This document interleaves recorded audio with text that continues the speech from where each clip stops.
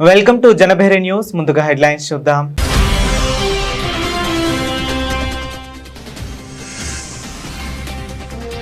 ప్రపంచవ్యాప్తంగా వణికిస్తున్న ఎబోలా మహమ్మారి గతంలో కంటే అత్యంత వేగంగా విస్తరిస్తుందన్న WHO.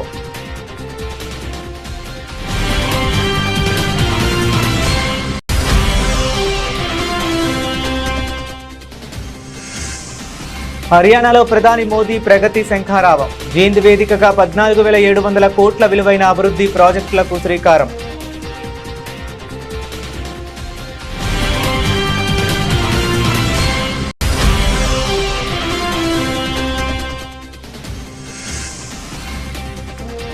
దేశంలో మరోసారి డీలిమిటేషన్ వేడి.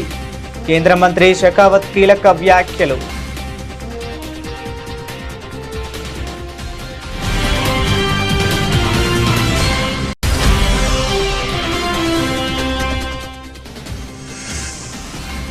HMT దేశానికి గర్వకారణం. సంస్థ పునరుద్ధరణపై కేంద్ర మంత్రి కుమారస్వామి కీలక ప్రకటన.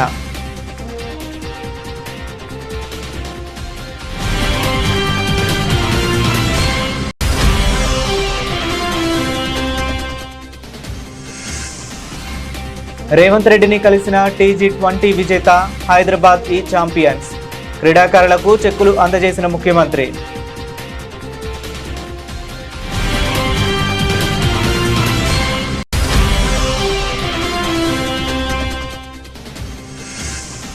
రెండు 2024 ఎన్నికల్లో తగ్గాం, కానీ స్థానిక ఎన్నికల్లో తగ్గం. కూటమి సీట్ల సర్దుబాటుపై నాదెండ్ల మనోహర్ సంచలన వ్యాఖ్యలు.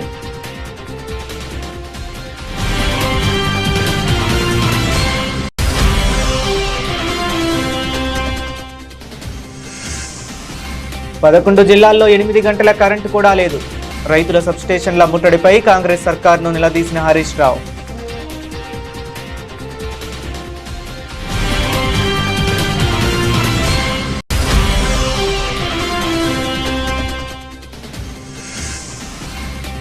జగన్ 2.0 సూపర్ యాప్ను ఆవిష్కరించిన వైఎస్ జగన్. పార్టీ బలోపేతానికి డిజిటల్ వ్యూహంతో ముందుకెళ్తున్న వైసీపీ.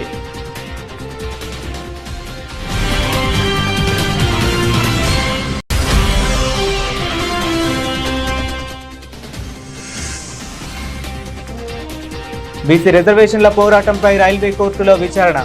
రెండోసారి న్యాయస్థానం ముందుకు వచ్చిన కవిత.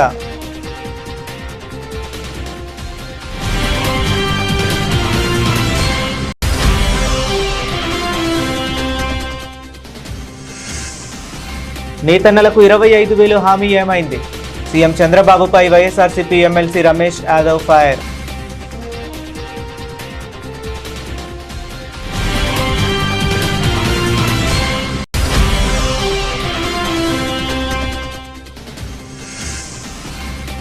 జపాన్ ఓపెన్లో సెమీస్కు దూసుకెళ్లిన PV సింధు. గెలిస్తే 3 ఏళ్ల తర్వాత సూపర్ 750 ఫైనల్.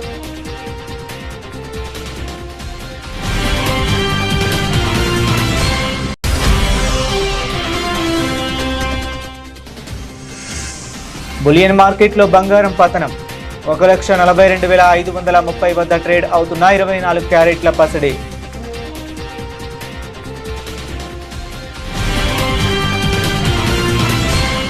ప్రపంచాన్ని మరోసారి ఎబోలా మహమ్మారి భయాందోళనకు గురిచేస్తుంది. ప్రస్తుత ఎబోలా వ్యాప్తి గతంలో ఎన్నడూ లేనంత వేగంగా విస్తరిస్తుందని ప్రపంచ ఆరోగ్య సంస్థ డైరెక్టర్ జనరల్ డాక్టర్ టెడ్రోస్ గాబ్రియేసన్ తీవ్ర ఆందోళన వ్యక్తం చేశారు. గతంలో సంభవించిన ఎబోలా సంక్షోభాల కంటే ఈసారి వైరస్ వ్యాప్తి రేటు అత్యంత ప్రమాదకరంగా ఉందని ఆయన హెచ్చరించారు. ఈ ప్రాణాంతక వైరస్ బారిన పడిన వారిని కాపాడుకోవడానికి, మరణాల రేటును తగ్గించుకోవడానికి ముందస్తు రోగ నిర్ధారణ మాత్రమే కీలకమైన ఆయుధమని డాక్టర్ టెడ్రోస్ స్పష్టం చేశారు. Yesterday marked 2 months since the government of the DRC declared the epidemic of Ebola. Since then, the outbreak has expanded rapidly. It's now the third largest Ebola outbreak on record, and in the past months it has expanded faster than any previous outbreak. So far, 2,073 cases have been reported with 796 deaths. By comparison, the 2018-2019 Ebola outbreak in DRC took more than 10 months to reach 2,000 confirmed cases.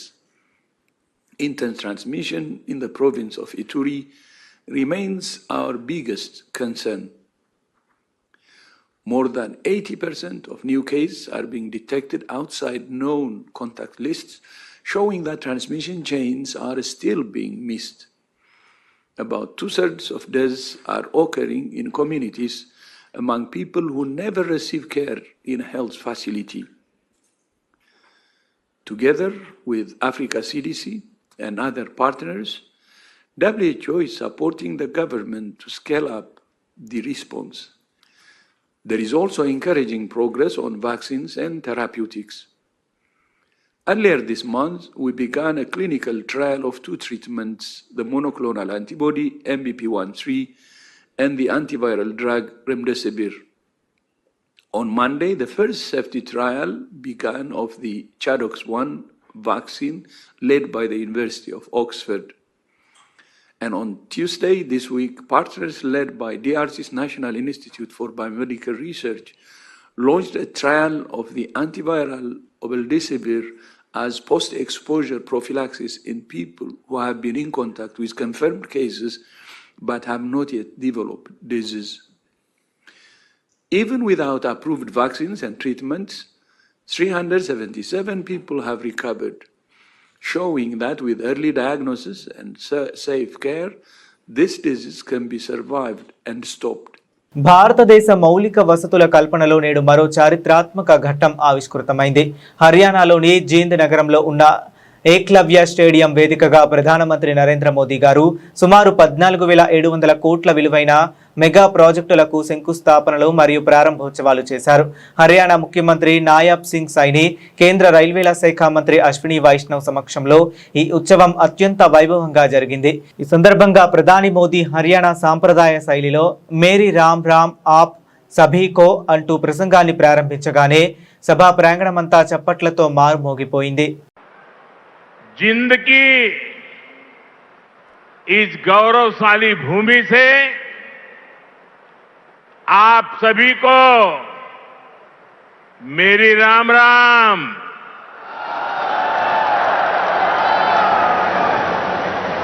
आज इस पवित्र धरती पर आकर मन गदगद हो गया है। यह कोई साधारण धरती नहीं है।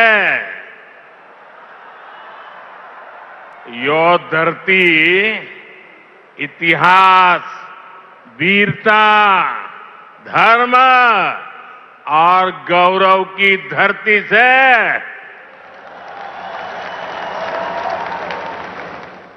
शक्तिपीठ माता जयंतिया का नाम और आशीर्वाद इस शहर पर बना रहता है। और मेरे लिए तो जिंद आना पुरानी यादों का झरोखा खोलने जैसा है। मैं बैठे बैठे कई चेहरे देख रहा था, पुराने सारे परिचित चेहरे। बहुत लोग होंगे जो क्लेम करते होंगे कि मैं उनके स्कूटर पर जींद में आया करता था। कई दशक पहले मैं संगठन के काम से पहली बार जींद आया था। फिर आप लोगों ने मुझे जो अपनत्व दिया, जो प्रेम दिया, वो आज तक मैं भूला नहीं हूं। దేశంలో నియోజకవర్గాల పునర్విభజన అంటే డీలిమిటేషన్ ప్రక్రియపై కేంద్ర ప్రభుత్వం మరోసారి కీలక సంకేతాలు ఇచ్చింది.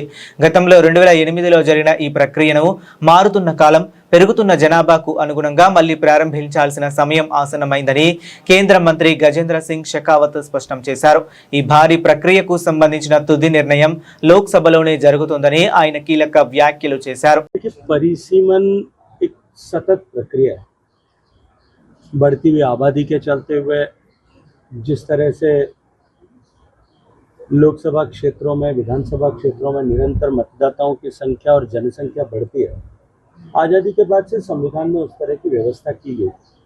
पिछला परिसीमन जब 2008 में लागू हुआ था और उसको परिसीमन के जिस एक्ट के माध्यम से उसको लागू किया गया था, उस एक्ट में ये प्रावधान किया था कि 2025 के बाद में फिर पुनः वापस परिसीमन होगा। मुझे लगता है कि अब समय आ गया है, लेकिन ये निर्णय लोकसभा के पटल पर होना है, लोकसभा के सांसदों के विवेक के अनुसार होना है। आज के समय में ये प्रासंगिक और भी अधिक इसलिए हो गया है कि माननीय प्रधानमंत्री जी ने जिस तरह से महिलाओं को सशक्तिकरण करने से आगे बढ़कर के महिलाओं के सशक्त नेतृत्व में देश का विकास हो, उस दिशा में देश को आगे बढ़ाने के लिए महिलाओं को विधायी कार्यों में उनकी सहभागिता को हम जो है एक्ट ऑफ लॉ के द्वारा सुनिश्चित कर सकें, तो पार्लियामेंट के द्वारा सुनिश्चित कर सकें, इस दृष्टिकोण से जो फैसला किया था उसके प्रसंग में निश्चित रूप से ये डिलिमिटेशन होना आवश्यक है। लेकिन विपक्ष ने पिछले सत्र में जब ये लोकसभा के पटल पर रखा गया था, तब जिस तरह से विपक्ष ने अपना महिला विरोधी होने का जो उनका या महिलाओं की भागीदारी को रोकने का जो उनका चाल और चरित्र है, वो दोनों के लेकर के वो बेनकाब हुए थे। तो आवश्यक है, प्रासंगिक है। लोकसभा के पटल पर लोकसभा का सत्र प्रारंभ होने के साथ जब बिजनेस एडवाइजरी कमेटी की मीटिंग होगी और उसमें सभी पार्टी के सदस्य बैठ करके तय करेंगे कि ये विधेयक जो है वो लाना चाहिए, तो निश्चित रूप से विधेयक आएगा। బెంగళూరులోని ప్రతిష్టాత్మక కేంద్ర ప్రభుత్వం రంగ సంస్థ హెచ్ఎంటీ భూములపై కేంద్ర రాష్ట్ర ప్రభుత్వాల నడుమ సరికొత్త వివాదం చెలరేగింది. హెచ్ఎంటీ ఆధీనంలో ఉన్న 430 ఎకరాల అటవీ భూమిని తక్షణమే తిరిగి రాష్ట్ర ప్రభుత్వానికి అప్పగించాలని కర్ణాటక సర్కార్ ఆదేశించింది. ఈ నిర్ణయంపై కేంద్రం భారీ పరిశ్రమల శాఖ మంత్రి హెచ్డి కుమారస్వామి తీవ్రంగా స్పందించారు. హెచ్ఎంటీ సంస్థ కేవలం కర్ణాటక రాష్ట్రానికే కాదు యావత్ భారతదేశానికి గర్వకారణమని ఆయన కొనియాడారు. రాష్ట్ర ప్రభుత్వం భూములను వెనక్కు అడుగుతున్న తరుణంలో తాము మాత్రం హెచ్ఎంటీని మూసివేయకుండా దానికి పూర్వ వైభవం తీసుకువచ్చి పునరుద్ధరించే దిశగా అడుగులు వేస్తున్నట్లు స్పష్టం చేశారు. Visiting HMT because of I wanted to revive this HMT unit. For that reason only, today with my officers I visited the place. In 2024 election, accidentally because of Mandya voters pressure, I contested for parliament election from Mandya. After my winning the election, Honorable Prime Minister Shri Narendra Modi ji selected me in his cabinet as a cabinet minister. He has given me the responsibility to administer heavy industries and steel ministry. On that context, after taking the charge of these two ministries, the responsibility, I wanted to revive this HMT and QSL, all our PSU sectors, which comes under heavy industry and the steel ministry. When I decided to look into the revival of HMT, present government minister, one Shri Ishwar Kandre, as a forest minister, he attacked. Telangana రాష్ట్రంలో క్రీడారంగ అభివృద్ధిపై ప్రజాప్రభుత్వం ప్రత్యేక దృష్టి సారించిందని ముఖ్యమంత్రి రేవంత్ రెడ్డి అన్నారు. క్రీడల్లో రాణించిన వారికి cash రివార్డులతో పాటు ప్రభుత్వ ఉద్యోగాలు కల్పిస్తూ ప్రోత్సహిస్తున్నామని పేర్కొన్నారు. ఇటీవల విజయవంతంగా జరిగిన సీజన్ 1 T20 క్రికెట్ లీగ్లో విజేతగా నిలిచిన హైదరాబాద్ ఈ ఛాంపియన్స్ జట్టు ఎంసీఆర్ హెచ్ఆర్డి బోధి పెవిలియన్లో ముఖ్యమంత్రిని మర్యాదపూర్వకంగా కలిసింది. ఈ సందర్భంగా జట్టు సభ్యులను అభినందించిన ముఖ్యమంత్రి వారికి చెక్కులను అందజేశారు. క్రీడలకు సంబంధించి మౌలిక వస్తుల అభివృద్ధికి ప్రాధాన్యత ఇస్తూ తెలంగాణకు ప్రత్యేక స్పోర్ట్స్ పాలసీని తీసుకొచ్చామని, స్పోర్ట్స్ యూనివర్సిటీని ఏర్పాటు చేశామని తెలిపారు. గచ్చిబౌలి స్టేడియాన్ని అంతర్జాతీయ ప్రమాణాలతో తీర్చిదిద్దే దిశగా ప్రభుత్వం చర్యలు చేపట్టిందన్నారు. గతంలో జాతీయ స్థాయి క్రీడలకు హైదరాబాద్ వేదికగా నిలిచిందని గుర్తు చేశారు. గ్రామీణ ప్రాంతాల క్రీడాకారులకు తమ ప్రతిభను చాటుకునేందుకు TG20 ఒక మంచి అవకాశంగా నిలుస్తుందని అభిప్రాయపడ్డారు. TG20లో విజయం సాధించిన హైదరాబాద్ ఈ ఛాంపియన్స్ జట్టు సభ్యులందరినీ అభినందిస్తూ భవిష్యత్తులో దేశ ప్రతిష్టను పెంచే క్రీడాకారులుగా ఎదగాలని ఆకాంక్షించారు. ఏ రంగంలోనైనా రాణించాలంటే ఫోకస్ అవసరమని, ఎంచుకున్న రంగంపై గౌరవం, ఆసక్తి ఉండాలని క్రీడాకారులకు ముఖ్యమంత్రి సూచించారు. ఈ కార్యక్రమంలో ఈనాడు సంస్థల మేనేజింగ్ డైరెక్టర్ CH కిరణ్, ప్రముఖ బ్యాడ్మింటన్ కోచ్ పుల్లెల గోపీచంద్ పాల్గొన్నారు. ఆంధ్రప్రదేశ్లో రాబోయే స్థానిక సంస్థల ఎన్నికల వేళ కూటమి రాజకీయాలు ఒక్కసారిగా వేడెక్కాయి. సీట్ల సర్దుబాటు వ్యవహారంపై జనసేన సీనియర్ నేత మంత్రి నాదెండ్ల మనోహర్ అత్యంత కీలకమైన వ్యాఖ్యలు చేశారు. 2024 సార్వత్రిక ఎన్నికల్లో కూటమి ప్రయోజనాల కోసం వెనక్కు తగ్గాం, కానీ స్థానిక సంస్థల ఎన్నికల్లో తగ్గే ప్రసక్తే లేదు అంటూ భాగస్వామ్య పార్టీలకు పరోక్షంగా బలమైన సంకేతాలు పంపారు. రాబోయే ఎన్నికల్లో జనసేన పార్టీ తన బలానికి తగ్గట్లుగా సీట్లను డిమాండ్ చేయబోతుందని ఆయన స్పష్టం చేశారు. రాబోయే స్థానిక సంస్థల ఎన్నికల్లో క్షేత్ర స్థాయిలో జనసేన పార్టీ బలాన్ని, ఉనికిని చాటుకునేలా వ్యూహాత్మకంగా అడుగులు వేస్తామని మనోహర్ పేర్కొన్నారు. స్థానిక పౌరులో సీట్ల సర్దుబాటు విషయంలో ఎలాంటి వెనకడుగు వేసేది లేదని, పార్టీ శ్రేణులంతా ఇప్పటి నుంచే ఎన్నికల సమరానికి సన్నద్ధం కావాలని పిలుపునిచ్చారు. పవన్ కళ్యాణ్ గారు రాష్ట్ర ప్రజలను దృష్టిలో పెట్టుకుని సార్వత్రిక ఎన్నికలప్పుడు అవసరమైతే మనం తగ్గుదాం, ఏ ప్రాంతంలో మన అభ్యర్థులు ఉన్నారో పార్లమెంట్లో కానివ్వండి, శాసనసభలో కానివ్వండి, వాళ్ళందరికీ కూడా పోటీ చేసే అవకాశం ప్రతి ఒక్కరికి ఈ సందర్భంలో కల్పించలేకపోతామేమో. కానీ రాబోయే రోజుల్లో పార్టీని బలోపేతం చేసుకుంటూ ముందుకెళ్దాం. 2024లో జరిగిన ఎన్నికలు మాత్రం ఓటు చీలనివ్వం అనే మాట ఆయన ఇచ్చినందుకు దాన్ని గౌరవించుకుంటూ ఎక్కడ కూడా పొరపాటు లేకుండా ఆయన నిలబడ్డారు. సో కూటమిలో మేము 4 అడుగులు వెనకేసినా కూడా అది కూటమిలు బలపరచడానికి ఎన్డీఏ భాగస్వాములుగా మేము ఒక బాధ్యతతోటి ముందుకెళ్ళాం తప్ప అది ఈ రోజున కూడా స్థానిక సంస్థల్లో అదే రీతిలో ముందుకెళ్తున్నాను కూడా అది పొరపాటు. రాష్ట్రంలో విద్యుత్ సరఫరా మరియు కోతలపై అధికార ప్రతిపక్షాల మధ్య రాజకీయ సాయిగా రాజుకుంది. తెలంగాణ వ్యాప్తంగా ఘోరమైన విద్యుత్ సంక్షోభం నెలకొందని బీఆర్ఎస్ సీనియర్ నేత మాజీ మంత్రి హరీష్ రావు తీవ్ర స్థాయిలో ధ్వజమెత్తారు. రాష్ట్ర వ్యాప్తంగా 11 జిల్లాల్లో రైతులకు కనీసం 8 గంటల కరెంటు కూడా రావటం లేదని, దీంతో ఆగ్రహించిన అన్నదాతలు సబ్స్టేషన్లను ముట్టడిస్తున్నారని ఆయన ఆందోళన వ్యక్తం చేశారు.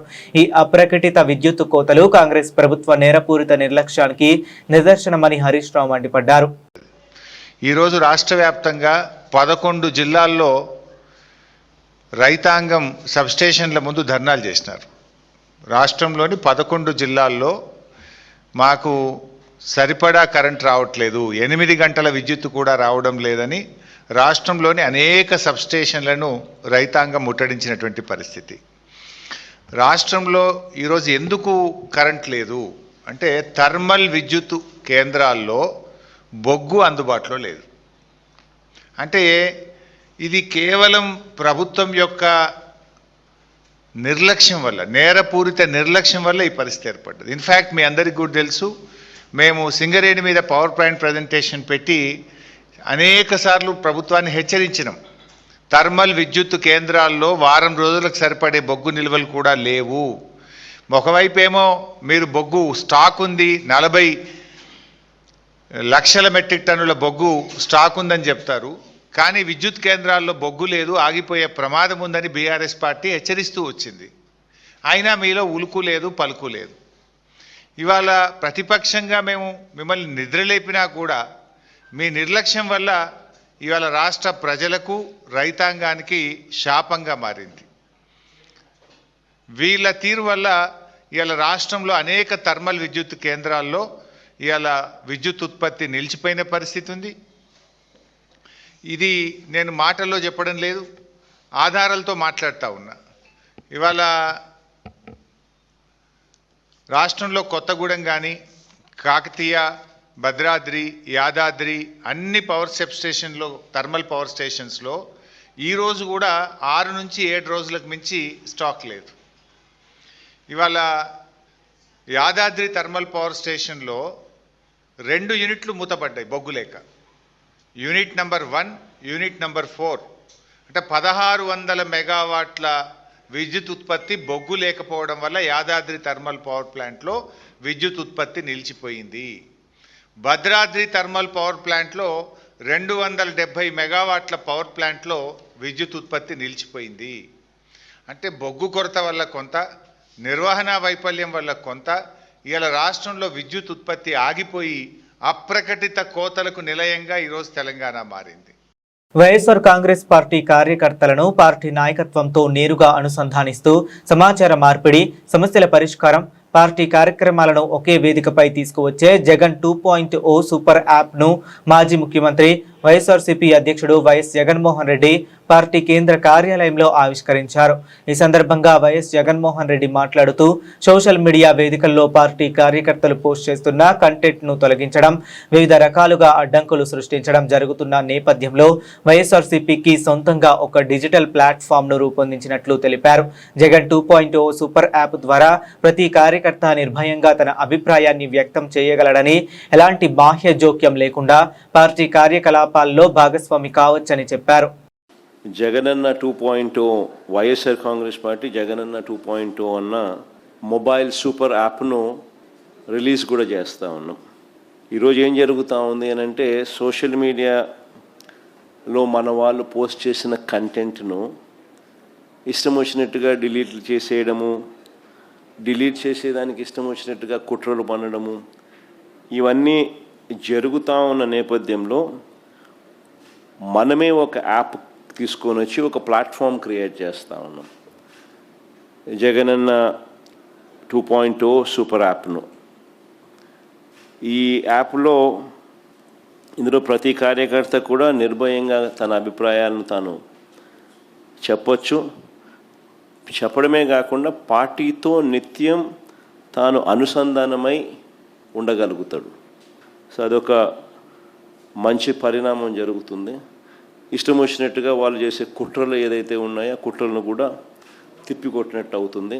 ప్లస్ మన వాళ్ళందరికీ కూడా పార్టీలో ఉన్న చిన్న కార్యకర్త నుంచి సెంట్రల్ ఆఫీస్ దాకా ప్రతి నాయకుడు కూడా, నియోజకవర్గ స్థాయి నుంచి రాష్ట్ర స్థాయి దాకా ప్రతి నాయకుడితో కూడా కార్యకర్తలు కూడా అనుసంధానమై కూడా ఉంటాడు.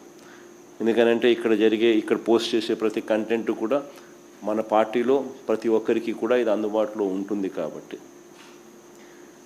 క్షేత్రస్థాయిలో ప్రజలు ఎదుర్కొంటా ఉన్న సమస్యలు కానీ, కార్యకర్తలు పోలీసుల ద్వారా హెరాస్మెంట్ ఎదుర్కొంటా ఉన్న ఇబ్బందులు కానీ, పార్టీకి సంబంధించిన ఇలాంటి ఏ అంశాలైనా కూడా ఈ యాప్ ద్వారా నేరుగా ఒకరితో ఒకరం టచ్లో ఉండగలుగుతాం. ఈ యాప్లో ఇంకొకటి మంచి విషయం ఏమిటి అని అంటే, పార్టీలో మనం నిర్వహించే ప్రతి సమావేశము, పార్టీ నిర్వహించే ప్రెస్ మీట్లు, ముఖ్యమైన కార్యక్రమాలు, అధికారిక ప్రకటనలు, ఇవన్నీ కూడా నేరుగా లైవ్ ఫీడ్ కూడా ఈ యాప్లో ప్రతి కార్యకర్తకు కూడా అందుబాటులో ఉండే కార్యక్రమం కూడా జరుగుతుంది. సో ఇవన్నీ ఉపయోగకరంగా ఉంటాయి. ఫ్యూచర్లో కూడా ఇంకా ఈ యాప్ను ఇంకా గతంలో బీసీల హక్కుల కోసం చేపట్టిన రైల్ రోకో ఆందోళనకు సంబంధించిన కేసులో నేడు కీలక పరిణామం చోటు చేసుకుంది. బీసీలకు చట్టసభల్లో మరియు స్థానిక సంస్థల్లో 42% రిజర్వేషన్లు కల్పించాలనే డిమాండ్తో కామారెడ్డి జిల్లా కేంద్రంలో నిర్వహించిన రైల్ రోకో కేసులో కల్వకుంట్ల కవితతో పాటు పలువురు బీఆర్ఎస్ ముఖ్య నేతలు సికింద్రాబాద్ బోయిగూడలోని 2వ metropolitan magistrate court for railways Secunderabad railway కోర్టుకు హాజరయ్యారు.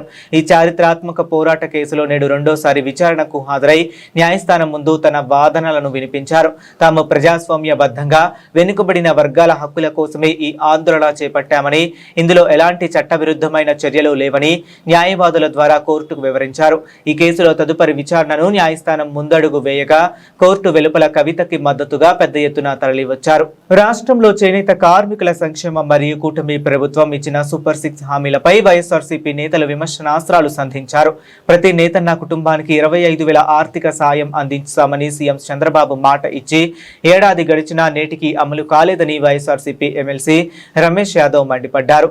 ఈ ఏడాది కేవలం ఆగస్టులో ఇస్తామంటూ సరికొత్త ప్రకటనలతో కాలయాపన చేస్తున్నారని ధ్వజమెత్తారు.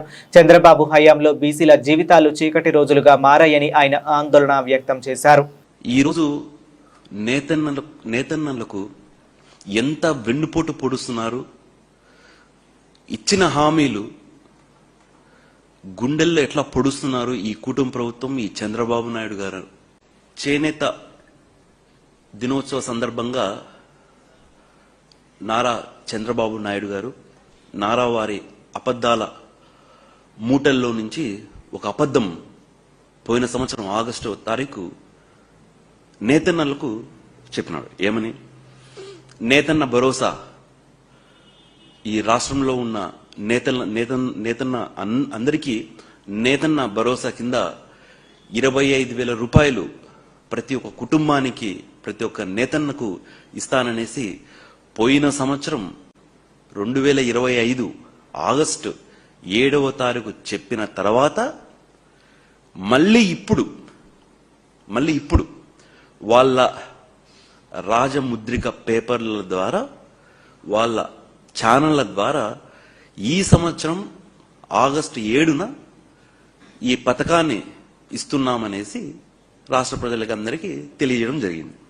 అంటే నారా చంద్రబాబు నాయుడు గారు వాళ్ళ పాలనలో ఎట్లా ఉందంటే, నేతన్నలకు ముందు హామీ, దాని తర్వాత ప్రకటన, ఆ తర్వాత మరో ఏడాదికి అమలు. ఇది వారి యొక్క సంక్షేమ ఫలాలు.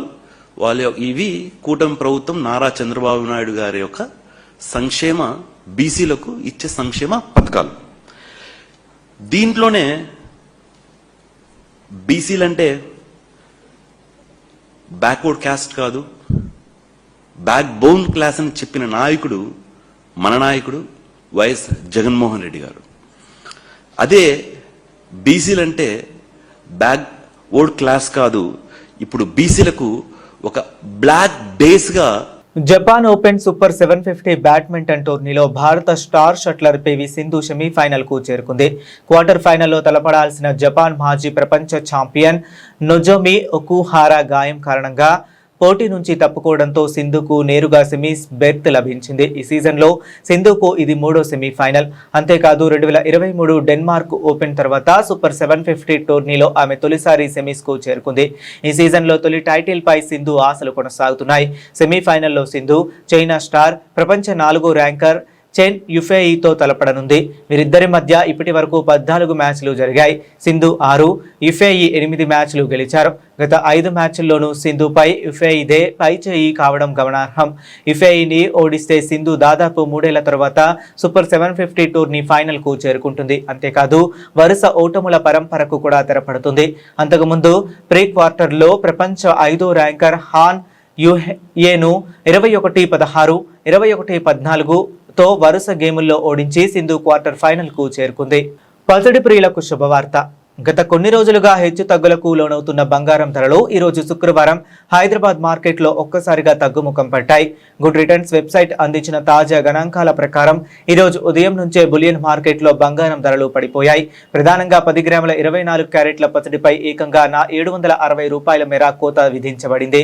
పెళ్లిళ్ల సీజన్ నడుస్తున్న తరుణంలో ఈ ధరల తగ్గుదల కొనుగోలుదారులకు కొంత ఊరటనిచ్చే అంశంగా మారింది. హైదరాబాద్ బులియన్ మార్కెట్లో ఈ రోజు ఉదయం 10 గంటల ప్రాంతంలో నమోదైన ధరల వివరాలు ఇలా ఉన్నాయి. అత్యంత డిమాండ్ ఉండే 10 గ్రాముల 24 క్యారెట్ల బంగారం ధర 760 రూపాయలు తగ్గి ప్రస్తుతం 1,42,530 రూపాయల వద్ద ట్రేడ్ అవుతుంది.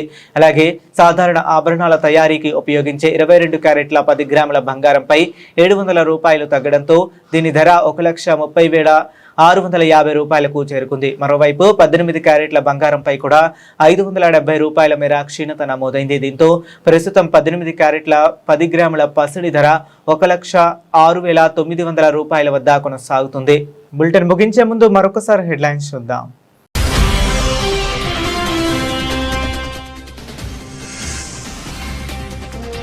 ప్రపంచవ్యాప్తంగా వణికిస్తున్న ఎబోలా మహమ్మారి గతంలో కంటే అత్యంత వేగంగా విస్తరిస్తుందన్న WHO.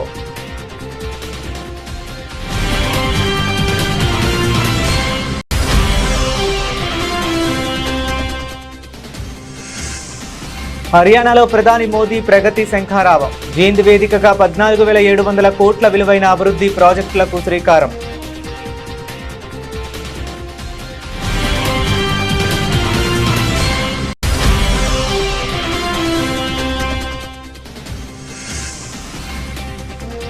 దేశంలో మరోసారి డీలిమిటేషన్ వేడి.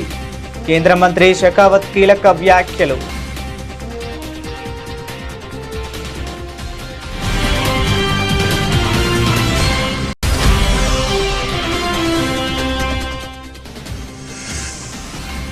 HMT దేశానికి గర్వకారణం. సంస్థ పునరుద్ధరణపై కేంద్ర మంత్రి కుమారస్వామి కీలక ప్రకటన.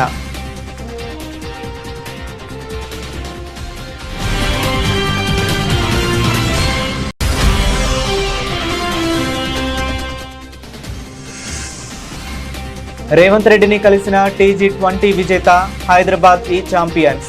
క్రీడాకారులకు చెక్కులు అందజేసిన ముఖ్యమంత్రి.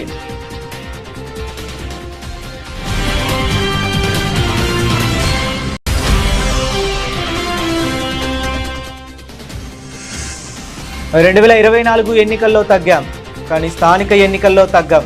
కూటమి సీట్ల సర్దుబాటుపై నాదెండ్ల మనోహర్ సంచలన వ్యాఖ్యలు.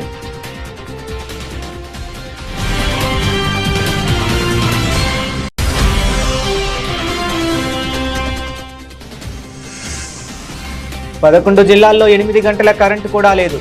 రైతుల సబ్స్టేషన్ల ముట్టడిపై కాంగ్రెస్ సర్కార్ను నిలదీసిన హరీష్ రావు.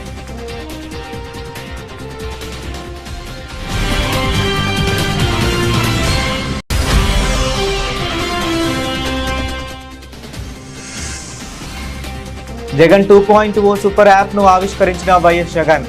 పార్టీ బలోపేతానికి డిజిటల్ వ్యూహంతో ముందుకెళ్తున్న వైసీపీ.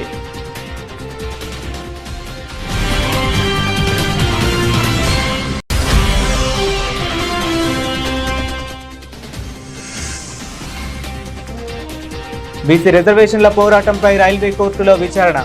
రెండోసారి న్యాయస్థానం ముందుకు వచ్చిన కవిత.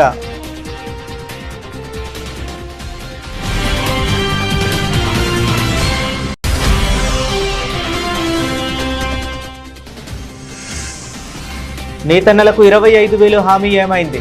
సీఎం చంద్రబాబుపై వైఎస్ఆర్సీపీ ఎమ్మెల్సీ రమేష్ యాదవ్ ఫైర్.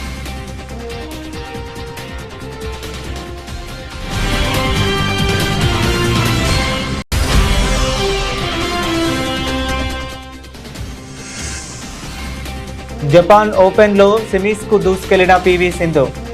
గెలిస్తే 3 ఏళ్ల తర్వాత సూపర్ 750 ఫైనల్.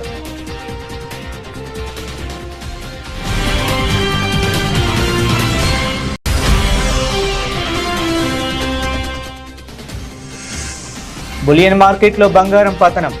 1,42,530 వద్ద ట్రేడ్ అవుతున్న 24 క్యారెట్ల పసిడి.